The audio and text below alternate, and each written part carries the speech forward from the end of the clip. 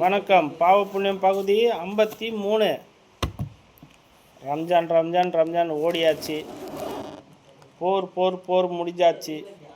தொடர்ந்து நடந்துக்கிட்டு தான் இருக்குது. ஆனால் அந்தளவுக்கு வீரியம் இல்லை, ஓரளவுக்கு தான் நடந்துக்கிட்டு இருக்குது. மக்கள் இந்த ஒரு மாதம் கடைப்பிடிச்சதை மீதி இருக்கிற 11 மாதம் கடைப்பிடிப்பாங்களா அப்படிங்கிறது கேள்விக்குறி. இவங்களுக்கு வருஷம் ஒவ்வொரு மாதம் வந்துக்கிட்டே இருக்கணும். 11 மாதம் கழிச்சு மறுபடியும் ரம்ஜான் மாதம் வரும். மறுபடியும் விரதம் இருப்பாங்க, மறுபடியும் தொழுவாங்க, மறுபடியும் ரிப்பீட்டு. மறுபடியும் ரம்ஜான் மாதம் வரும், மறுபடியும் தொழுவாங்க, விரதம் இருப்பாங்க, மறுபடியும் ரிப்பீட்டு.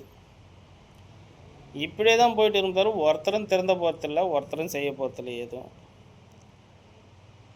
காசுக்கு மட்டுமே மரியாதை கொடுத்துட்டு வந்துட்டு இருக்கிற ஒரு உலகம்.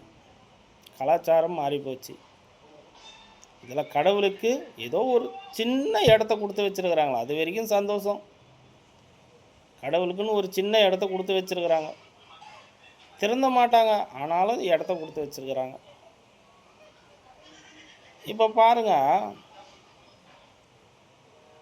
ஒருத்தர் 27 நாள் 28 நாள் என்ன கடைப்பிடிச்சிட்டு வந்தாரோ, மீதி இருக்கிற 11 மாதத்துக்கு அதே மாதிரி வாழ்க்கை நடத்தத்தாங்க இந்த போன மாதம் வந்தது.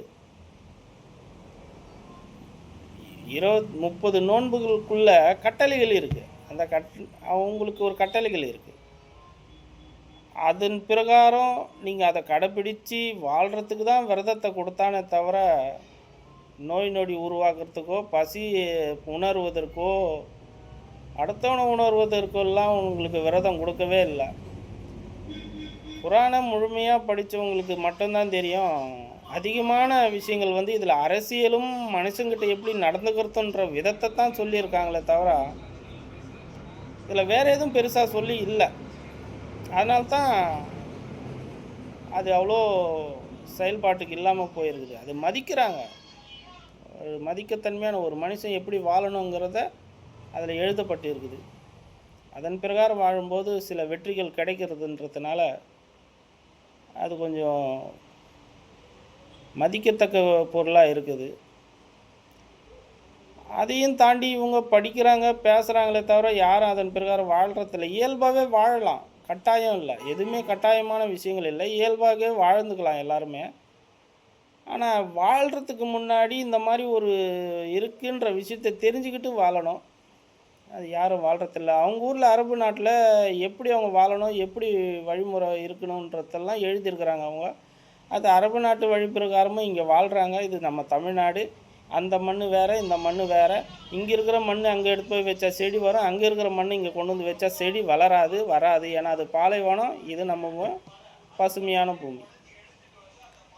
அதுக்கு நிறைய வேறுபாடுகள் இருக்குது. அதே மாதிரி கருத்து வேறுபாடுகள் நிறைய இருக்குது. இருந்தாலும் எல்லா பக்கமும் ஒரே மாதிரி இருக்கணும்னா அது நடக்காத ஒரு இயல்பாக இல்லாத ஒரு பொருள். தொழுகை அவங்க கடைப்பிடிக்கிறாங்க. அது எல்லாருக்கும் ஒரு தேசிய ஒருமைப்பாடு மாதிரி. அது எந்த மூலைக்கு போய் நீங்கள் தொழுனாலும் ஒரே மாதிரி தொழுதுக்கலாம். அதுக்கு இதெல்லாம் எதுவும் கிடையாது. மற்றபடி அவரே சொல்லியிருக்காரு, நபிகளே, நீங்கள் எந்த கடவுள் வேணாலும் கும்பிட்டுக்குங்க, உங்கள் விருப்பம். ஆனால் இறைவன் ஒருவன் தான் என்றதை மட்டும் மனசில் வச்சுங்கன்னு சொல்லியிருக்கிறாரு. இயல்பாக வாழுங்கன்னு சொல்லியிருக்கிறாரு. அதெல்லாம் கடைப்பிடிக்காமல் இவங்க ஒற்றை நோக்கி மட்டுமே போயிட்டு இருக்கிறாங்க.